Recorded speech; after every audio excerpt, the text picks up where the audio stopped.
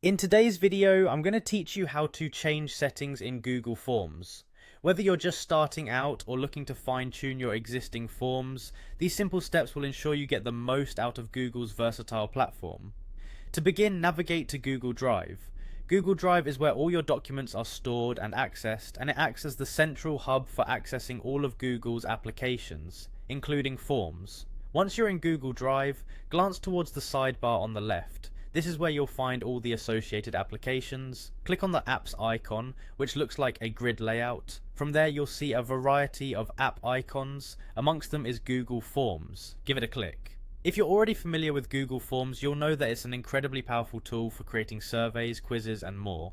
But today we're focusing on tweaking its settings to suit your particular needs. Next, you'll have to select one of your previously created forms. If you don't have one created yet, you can easily start a new one, but for today's tutorial, we'll assume you're modifying an existing form. Once you have your form open, direct your attention to the top right corner and find the settings gear icon.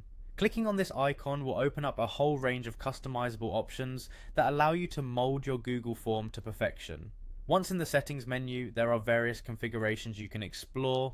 One handy feature is the ability to collect email addresses. This can ensure that every submission has an identifiable email linked to it, helping verify responses or follow up with individuals if needed. Another option you might consider is allowing responders to receive a copy of their responses. This feature can be particularly useful if you're using the form for quizzes or assessments, as it allows respondents to retain a record of their answers.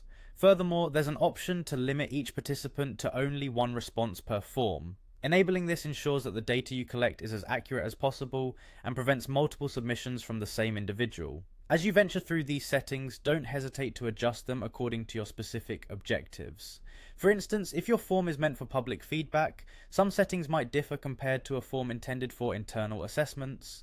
While you're fine-tuning, remember the importance of previewing your form. By doing so, you can see exactly how it will look from the responder's perspective and verify that all settings are aligned with your goals. And there you have it, a comprehensive overview of how to adjust your settings in Google Forms. By following these steps, you can tailor your form to suit just about any purpose, ensuring that you collect the data you need efficiently and effectively. Thank you for tuning in, and happy form crafting.